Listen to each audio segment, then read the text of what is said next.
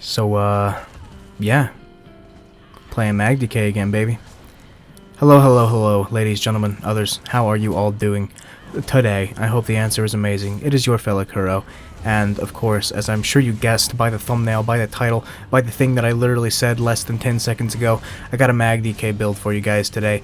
This is not a super crazy unique build. It's a typical Mag DK build, just given the old Kuro flair by making it double sword and board. Yes, you heard me correctly, I said double sword and board. This is just an updated version of my double sword and board Magicka DK build that I posted not too long ago. When I made that build, I had no idea what in the hell I was doing. Now I do. I've worked out the kinks, I've made it better, and it is just the natural progression. And I just want to share that with you guys today, before the new patch notes come out, before they rock our world with whatever crazy shit they're going to be doing tomorrow, just so that way if you guys want to play a double sword and board, girthy Chad of a Mag DK, you guys have this video to come back to and give it a look, just to know what to do, okay? Now, before we hop into that, I do want to say I will be playing this build live on Twitch TV today, twitch.tv/KuroESO. When this video goes live, I'll be playing this build for a good few hours, so if you want to see this build in action live and listen to me get very mad at ESO, you should definitely come swing by. You should also join our Discord. We would love to have you. We have a lot of fun. We talk about all kinds of stuff. We got content creators there. We got clip of the week stuff there. Lots of fun. Lots of good information to be consumed, absorbed. I don't know where I was going with that. Also, if you're not following, subscribe to the channel. You should subscribe to the channel. I don't know why you're not doing that already. That was a mistake. Hit the bell button, hit that thumbs up, do me a little bit of love with the algorithm. I'd really appreciate it. And yeah, also big thanks to my patrons, to my YouTube channel members, because they literally give me money. I don't even know what else to say. Like, you guys are, first of all, you're financially irresponsible, but I appreciate it because that helps me out quite a lot. You guys are helping me stay alive, and I love you for it. Mwah. So guys, that's enough dicking around. Let's go ahead and get on into this build, shall we? Alright guys, we're just going to go ahead and dive on into the build here.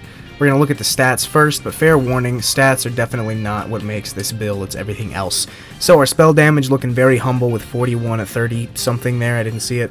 Less than 4200 buff spell damage, but I promise you we don't need any more than that. Our armor, our resistances are also not super crazy, but we do have on a blood spawn, so we're going to get more. We're going to be sitting at about, what is that, like 26k physical, and just about 30k spell, which is plenty of resistance, especially considering I do hold block almost 100% of the time on this build, to the point where my left trigger is starting to not work that well. So, yeah.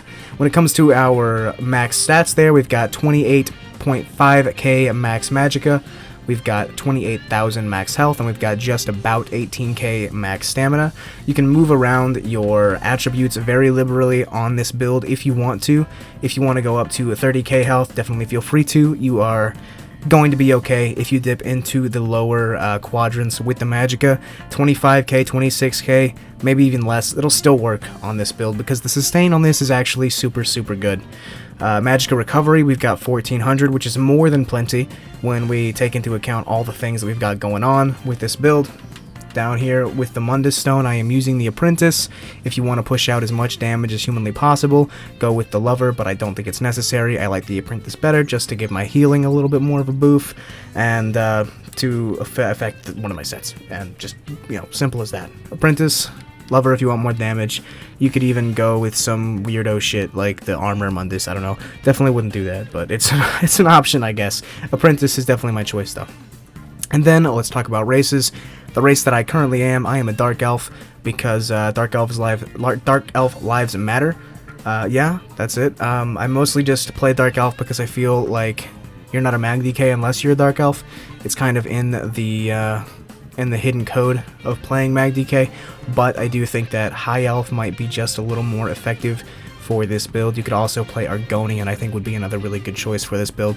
High Elf and Dark Elf are going to give more damage. They're also going to help with your stamina in pretty good ways there, but you are going to get a lot of benefit from Argonian as well when it comes to sustain and survivability. So if you are any of those races, you should be good to go. And that is it for the stat sheet here, and talking about all that nonsense. Let's go ahead and look at the sets. These sets, guys, not super unique, not super crazy, nothing too nuts. The only thing really crazy about this build is the fact that I'm using double sword and board because I like double sword and board. let's hop into the sets. We've got Plague Break. Yeah, obviously, of course, Plague Break. You guys are probably tired of seeing in the set by now, but it works. It's good. It exists for a reason. Let's talk about it real quick in case you were unaware of what it does.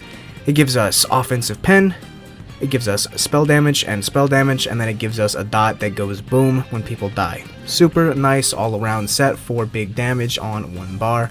Definitely love to see it. Now, I'm using Charged as my weapon trait because it's amazing. So DK has the passive combustion, which gives us back 1000 magicka every time we proc burning and 1000 stamina every time we proc poisoned. So that's very, very big. That's going to help our sustain dramatically. And also the fact that burning is a damage effect. We're going to proc that super consistently, and it's going to do a lot more damage to our targets almost all the time. So yeah, you could get more damage on your raw abilities and your ultimates and whatnot by going with something like Nirnhoned or Sharpened, but I promise you, you will learn to appreciate Charged. If you have not tried it yet, definitely try it. If you don't want to use Plague Break because you feel like a scumbag, the best choice for a replacement would be Burning Spellweave. Again, very solid set, very good offensive set. The wasted 4-piece there with the spell critical, but you do get max magicka and max spell damage, so that gives you a little more freedom with moving your attributes around if you want to. And then, of course, when you deal a fire damage, you gain 490 spell damage for 8 seconds. That's pretty damn big. That's a lot of spell damage. That's going to make our damage go a lot higher, and our healing. Very good set. Kind of a pain in the nuts to farm, though. So that's up to you. Choose whichever one you want. And then on the front bar, I highly recommend these poisons. You could use regular double dot poisons, but I like these better. The double dot, double hot. So this is a combination of offense and defense right here, just giving us more healing when we go offensive and proccing our combustion passive by applying poisons and giving us a chance to proc the poison status effect on people for yet another dot, as well as the resource return. So awesome to have. Now on to the back bar. I'm using Daedric Trickery on the back bar. Again, nothing crazy here, nothing super out of the box.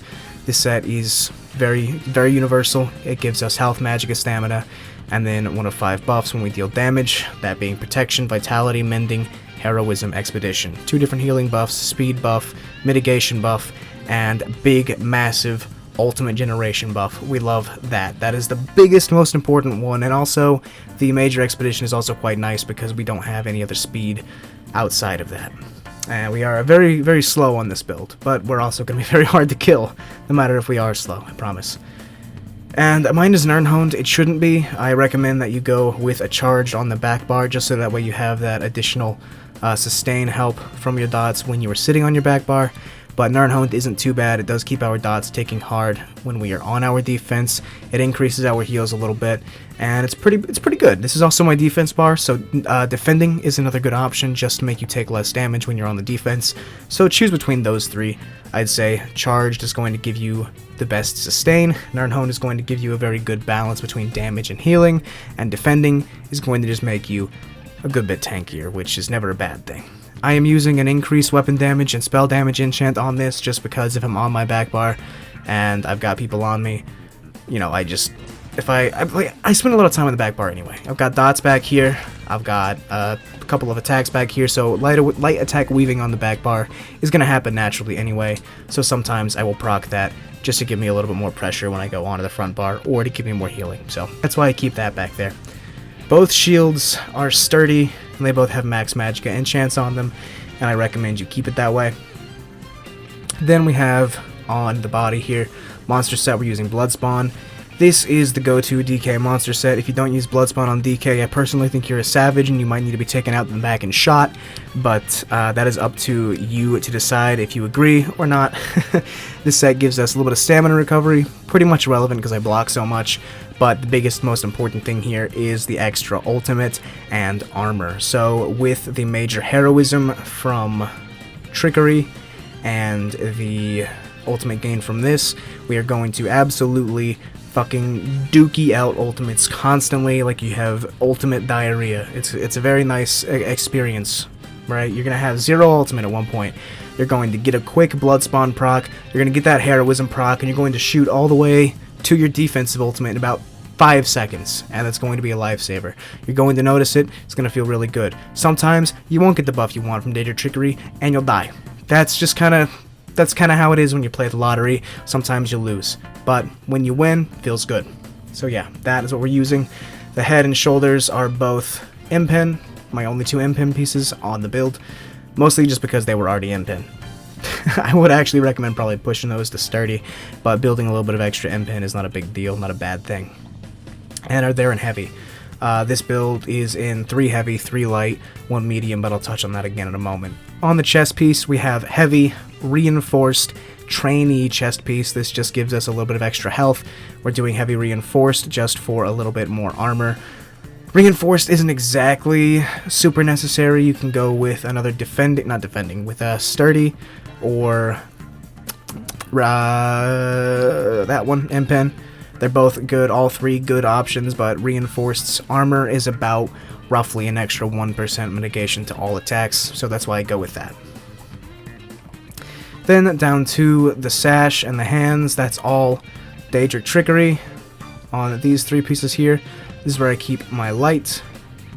Boom, boom. And then a light on the shoes, that's the Danger Trickery. They're all sturdy, all mag glyphs. And then on the legs, we do have medium Plague Break legs in sturdy with a triglyph. We do have triglyphs on all the big pieces, by the way. Now, we have to have 1 piece of Plague Break on somewhere on the build because we cannot get the 5 piece otherwise. If you are going to, you are going to have to get either the legs or the feet. These are the 2 pieces that are going to be the best bang for your buck when it comes to defense. The hands and the waist are the lowest armor value of any piece of armor, so you want those to be 2 of your light pieces for sure. And you don't have a choice when it comes to these here because you want a heavy chest. That's the most armor you can possibly get, so you want that. So choose either your legs or your feet when you're trying to get your pieces together. And then fill in with Danger Trickery wherever else, and just make sure you've got 3 light on at least, 3 heavy, because that's going to be very helpful, and then 1 medium. The 3 heavy are going to make you tankier, going to give you a little bit of sustain, make your heavy attacks more effective, always nice to have. The 1 medium is going to give you a little more spell damage and reduce the cost of your block a little bit, and it's also going to proc our 5/1/1 passive, which is nice because we like max stats. And then obviously light armor for pretty straightforward reasons, penetration, reduced cost, all that good stuff. On down into the jewelry, we have 2 Plague Break here, so that way we don't have to run more than 1 medium. And then we have the Magicka Ring of Brutality. There are other options for this. There's 2 other options. Let's talk about them. If you are solo, a really good choice to use is the Ring of the Pale Order. I don't have that stuff in my inventory right now, so I'm just going to talk about it, put them on screen here. Boom, Ring of the Pale Order. If you guys haven't tried it on DK, you definitely should. We easily get 5, 6, 7, 8 dots on this build at all times, ticking on multiple people at once, so Ring of the Pale Order is going to pull in a lot of extra healing, especially when you consider the fact that we are holding block almost all the time on this build, so we're getting a lot of extra free healing just by being offensive.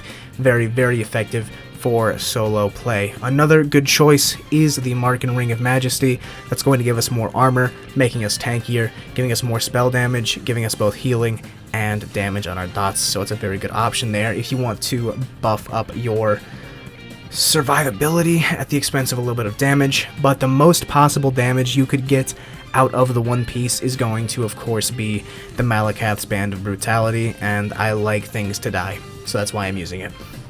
All 3 of my jewelry are infused with reduce cost. The reason we use all reduce cost is because Magicka DK abilities cost a fucking metric shit ton, okay? Almost everything on the bar costs a shitload, so this reduce cost makes those things cost a lot less Magicka. Pretty self-explanatory, I know, but you do want it. You do want it. We're also using Mistform on this build, and with these 3 together, Mistform costs almost nothing, and you can use Mistform without worrying about your sustain at all. Ever. Especially if you have charged on your back bar, like I should. Because you're going to be basically getting back more Magicka than you're using more often than not, if you have the 3 reduced cost. And yeah, that is it for the gear. On now to the skills. We'll start on the back bar. We have Coagulating Blood. If you play DK, you know what this does. This is your burst heal, this is your oh shit button, this is your let me hit this 75 times in a row and hope I don't die button right here. It's not going to be tool tipping super high because we don't have a crazy amount of spell damage, but we are going to supplement that with our Daedric Trickery, giving us 2 different healing buffs, so you're still going to have solid healing with this. And as you can see, because of that reduced cost, it only costs 2,900 Magicka versus the almost 5,000 you usually see this fucking thing for.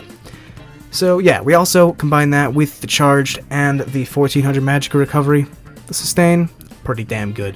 Then we have Elusive Mist. Like I said, look at the cost on that bad boy, 113 Magicka. Let's just demonstrate. Look at my Magicka bar. Look at my Magicka bar right now. If I had a few dots going on some people, and I have my Charged, and I'm in heavy armor as well, so I've got that Constitution passive, returning Magicka, we would not run out of Magicka. We would barely even see our bar move in an actual combat scenario.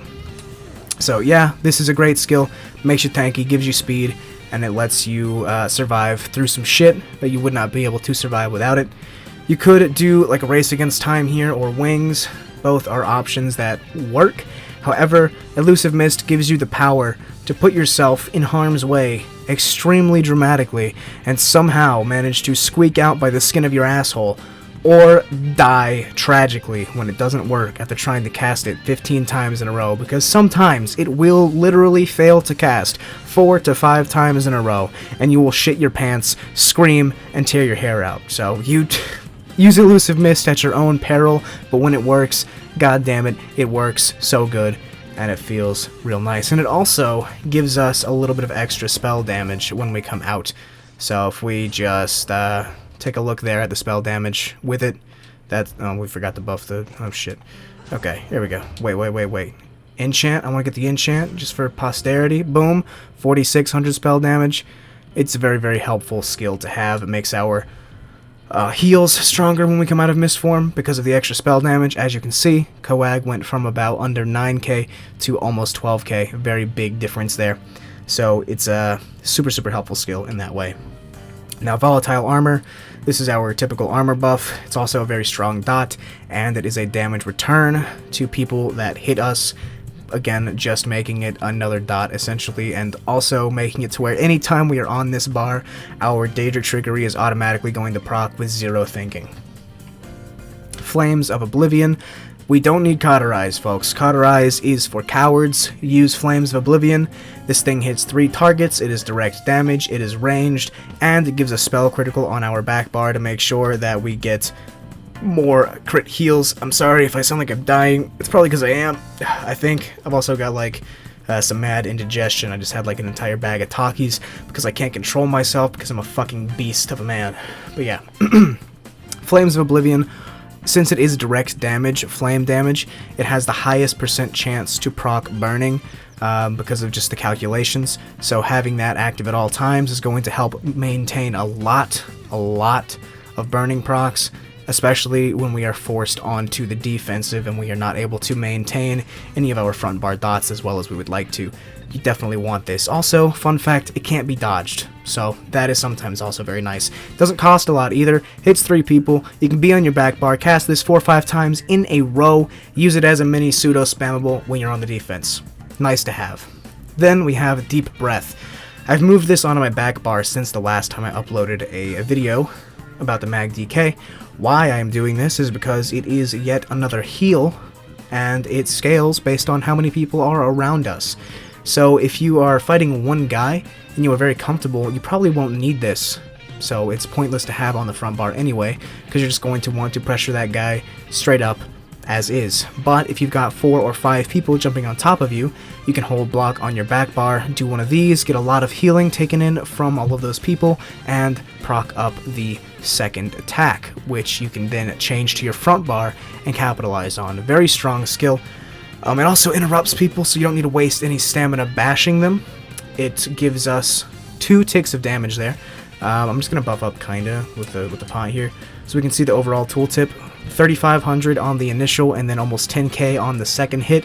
This is very good for comboing big AoE groups down, but it does cost quite a lot, so be smart with this. We're going to talk about ultimates afterwards. Let's move on to the front bar. Burning Embers. I'm using Burning Embers now. I've dropped Degeneration, and I'm using Spell Power Pots instead, but just throwing it out there. If you feel uncomfortable relying on heavy attacks, ultimates, and heavy armor passives to give you back your stamina, and you think you can't sustain your stamina yourself, you can definitely feel free to use Degeneration here instead, and then just use Tripods if you want to. The damage over time effects are pretty damn close to equivalent. I think Degeneration is just a tiny bit more on the dot, but Burning Embers does immediately apply burning when you use it. It does have a direct damage component mixed in, making its overall damage far outweigh Degeneration, and it is just another flame dot, so it is going to be constantly proccing our burning and assisting us with all that good stuff. Another thing about it is when you consider the fact that it has a nice heal attached to it. You put it on somebody, and as it goes, at the end of the damage over time effect, you will heal for 76% of the damage that was dealt by this skill. If you put this on 2 or 3 people, that's going to be a lot of healing coming in. If you recast this early on somebody, you'll get a burst heal out of it. It's just a very nice defensive skill. And then moving on to Engulfing Flames, this is an AoE dot with an AoE direct damage component associated with it. It will also increase the damage of our flame damage abilities on people by 10%, so that'll make Burning Embers squeak by the Degeneration just a little bit on the dot anyway, if you manage, if you remember to keep all the dots up. And yeah, it'll also do burning, and I don't really think there's too much else to say about that. We just like this because it gives us more damage. It's AoE, you apply it to multiple people. It's very, very nice. Then we are using Shattering Rocks as my stun here. I'm using Shattering Rocks instead of Fossilized just because it does give us an extra heal, and we like heals. We do like those quite a bit. And yeah, there's not really much else to say about that. It stuns people, combos pretty well. And then we have Burning Talons. This thing hits pretty hard on people that are not aware. Let's see. It does have a 7400 flame damage direct damage tooltip, and then it also has 7400 flame damage over 4 seconds. Statistically, this is the strongest dot on our front bar. This thing is crazy, but again, it does cost quite a bit. But keep in mind, it applies to everyone around you in a circle, and it cannot be dodged. So if you've got a Nightblade that's trying to play Ring Around the fucking Rosy, roly-poly asshole bitch face, use this on him. Just use this on him. It'll feel good. I promise you. Also, a lot of the time, you're probably going to want to hit with the Shattering Rocks and then immediately Talon people, or not. It's up to you. I highly recommend doing that though, because the Talons is going to be a lot of pressure. I'd prioritize your Talons over your Whip in a lot of situations, just because this is a lot of pressure from one skill cast and does apply to multiple people who will slowly drop dead, not realizing that they are being bullied when you aren't even giving them much attention. And then, obviously, Flame Lash. There's not much else to say about Flame Lash. It is our spammable. It hits respectably hard. We've got 10k on the tooltip right now. When we proc the Off Balance, it gives us 12k spammable. And, of course, we do get pretty good healing from it as well. We do like healing. Healing feels and tastes delicious. Now, let's talk about ultimates. On the back bar, I recommend Spell Wall. Spell Wall is great because it is very cheap in comparison to some other defensive choices. It reflects things, so if you're getting hit by a sniper or a Sork or something annoying like that, you can pop this, and sometimes they will just kill themselves for you, saving you the effort, and it's just very considerate of them to put themselves down and save you the time, the brain cells, the effort. It's nice. I love it. Like I said before, it does cost very little in comparison to other ultimates, so this means we can have a defensive ultimate almost every time we might need one, and I love that about it. And it can give us an opportunity to get back some stamina if we're really, really low on stamina. If we need to do a couple of heavy attacks, it can be used offensively versus anybody with a staff or any kind of ranged attack. If you get ganked by a Kalurian's Nightblade and you react fast enough, you can bounce their fucking bow and their Kalurians back at their own fucking forehead and make them kill themselves. It's awesome. I love it. Then on the front bar, I have Corrosive Armor. I know what you're thinking. Where is the Leap? I don't use Leap. I've stopped using Leap. I've noticed that half the time that I end up using Leap, no one even dies and it just kind of goes wasted. So I've decided to use Corrosive Armor instead. That may be a learn to play issue, just by the way. I don't know, I might just suck dick. But either way, I like Corrosive. This ultimate costs quite a lot, and I do believe there's a pretty good philosophy to be had that your defensive ultimate costing less than your offensive ultimate is very good for you, because while your offensive ultimate is the one you're going to want to use more.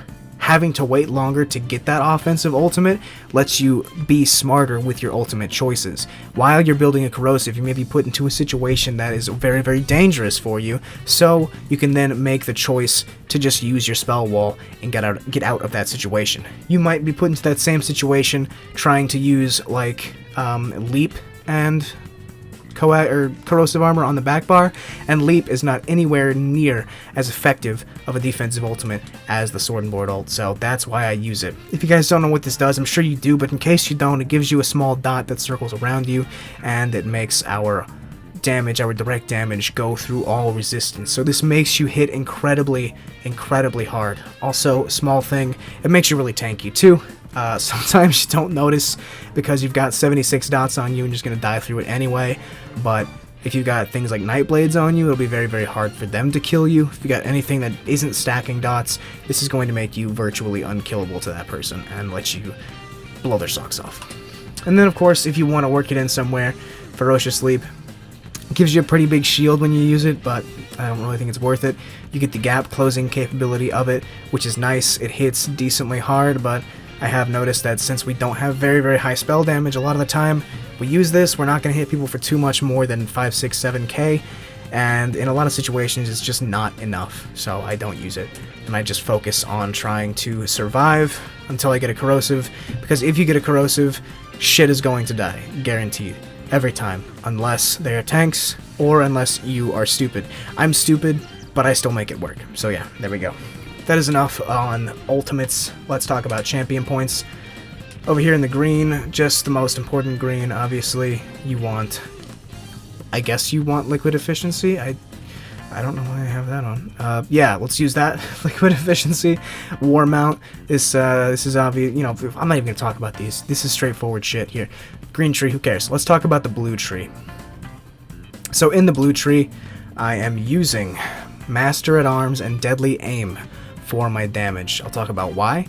Master at Arms is direct damage, so this is our Talons initial hit, our Breath initial hit, our Whips, our Flames of Oblivion, all of that good stuff, which is very, very important for those to hit hard. And then we are using Deadly Aim, which is single target attacks, so that's also going to be our Whip. That is also going to be our Flames of Oblivion. Even though it hits 3 people, it still counts. It still is calculated as single target, so we like that. And another thing is this increases the damage of our dots. So with these 2 damage CP, our damage is very well rounded. Our dots are getting a small buff, our AoEs are getting a small buff, and our Whips are getting a big buff, which is the money shot right there.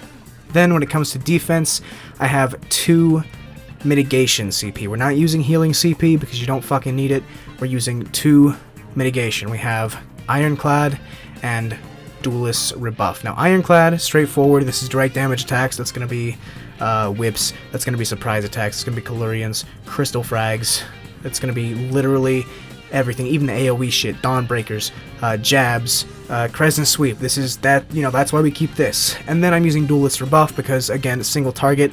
This is going to make the gank attempts not work as often. This is going to make dot builds do less damage to us, which is very important, especially when you consider the fact that you're not going to be the only Mag DK out there. They're going to want to assert Mag DK dominance over you. They want to flex their fucking Mag DK EP on you. Don't let them do it. Use Duelist Rebuff. What the fuck is this? I don't know why I have points into that. That's useless. And then obviously just fill in with your passives. Like, there's not really much else to say about that. On to the red tree. Red tree, let's talk about it. I had Celerity in. I don't think you need Celerity. What I would use instead is Survival Instincts. Let's talk about why I like this. When you have a status effect on you, which when you're outnumbered, you are going to have a status effect on you. Almost always. This reduces your core combat ability skill cost by 25%. That includes dodge rolling and blocking. When you are in the shit, when you are getting absolutely ass blasted and getting sent straight to Pound Town by 14 guys, you may occasionally need to do the odd dodge roll. Having that dodge roll cost 25% less stamina is going to be very, very helpful for you. Also, if you've got 6 people hitting you and you are holding block and anyone in that group puts a status effect on you, which they will, your blocking is now going to cost 25% less, so you can block a lot longer. This CP is a godsend for this build. You want this. You need this. We love this. Use this. Then we have Pain's Refuge, making us take less damage for the negative effects on us with all of the crazy dots and debuffs out there right now. This is going to stack up pretty naturally. We like that, makes us tankier in the face of adversity. Sustained by Suffering, I use this just to help bolster my Magicka recovery a good bit, because this is basically going to always be active, and if I am not mistforming, having another 200 scaled up recovery on top of the 1400 we have is going to help sustain quite a lot. However, if you feel like you do not need this, because you might not, it's definitely pretty optional. That's where you can work in Celerity. So make that choice yourself. I like Sustained by Suffering though. I don't feel like I need the speed quite often, but if you want it, that's the flex. And then Boundless Vitality, because health is awesome. And yeah, that's it for the slottable CP. I'd say if you are trying to figure out what passives to get, if you don't have high enough CP to get them all, get Hero's Vigor and then focus on this line over here, all the stuff that affects your block, because blocking is kind of our main defense on this build. Okay, now let's talk real quick about consumables, my friends. We have the poison. We use this because it is necessary. It is a necessary evil. 2 dots, 2 hots. Like to have it? Here's a recipe. Enjoy it. Then there's also the regular double dot poison. I don't have one in my inventory, but it's going to be the most pressure you can get from a single poison. I'll put that on screen as well for you. Let's roleplay that this trapping poison is double dot. Boom, here's a recipe. Hope you enjoy it. Now on to my food that I use. I use Ghastly Eyeball. Why, you may ask? Why the fuck do you use Ghastly Eyeball?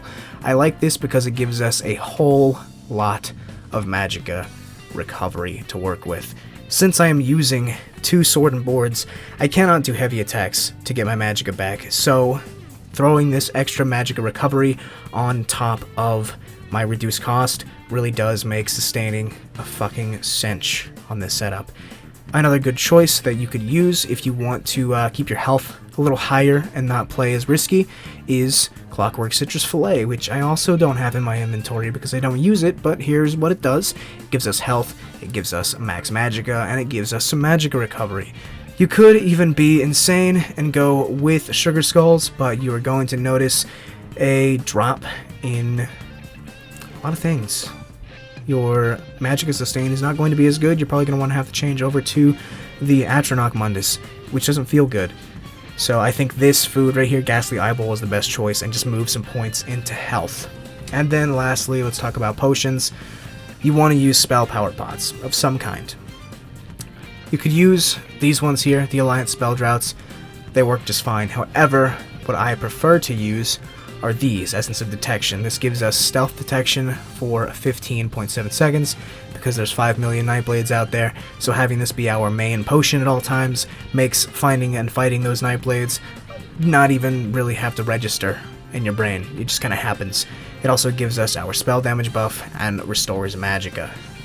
You can, and I recommend you do, carry some tripods on you at all times, because sometimes you could just end up deep in the shit and just need that extra stamina to block longer or to heal through with the tripod. Yes, you are going to sacrifice damage for it, but sometimes it is just a necessary thing. And then immovability potions, I have the ones that give us stealth detect, knockback immunity, and max Magicka. Again, this is going to keep you from getting your spell damage, but sometimes not being stunned is a little more important. And yeah, that is it. That is it for the potions. Let's not talk about that potion. That potion's kind of a secret. And yeah, that's it for the potions. That's it for the CP. That's it for everything. But yeah, guys, that is everything that you need to know about this build, about this setup. I hope you enjoy it if you try it. I know it's not the craziest, most unique thing in the world, but it is effective, it works very good, and I enjoy playing it every time I get on it. I hope you guys enjoyed the video. If nothing else, I do love you, I do want you to remember that, and I do hope that you have an amazing day going forward from here. If you're watching this video the day that I post it, I'm going to be playing this build live over on my Twitch, so you should go and check that out. You should come hang out for a little while. If not, well, I don't know what else to say. Anyway, guys, love you. And get out of here. Have a good day. Kuro out. Mwah.